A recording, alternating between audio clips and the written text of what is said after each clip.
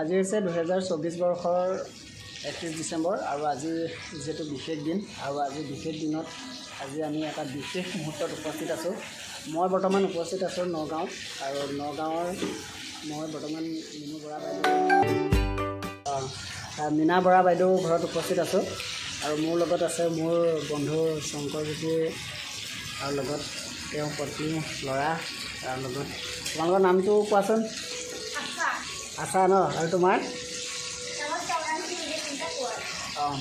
এতিয়া বাইদেউ আৰু মোৰ বন্ধু তেওঁলোকে আজি যিহেতু বিশেষ দিন আৰু পাৰ্টি কৰাৰ কাৰণে তেওঁলোকে এতিয়া তৈয়াৰ কৰি আছে। বৰ্তমান ৰাতি 10 বাজি গৈছে। বাইদেউ কওকচোন আজি কেনেকুৱা লাগিছে? কি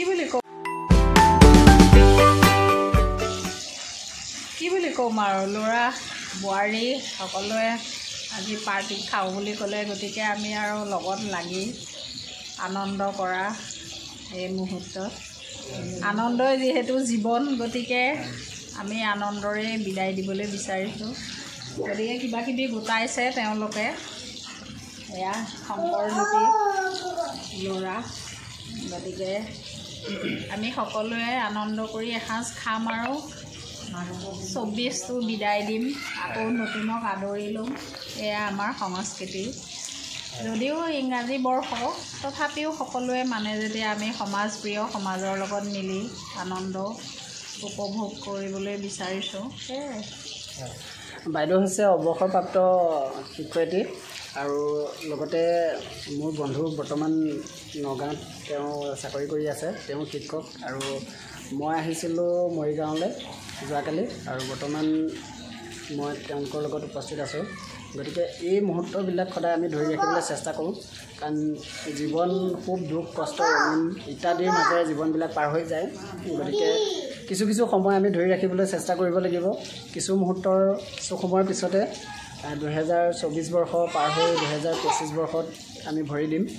গতিকে আপোনালোকলৈ সকলোলৈ শুভেচ্ছা জনাইছোঁ।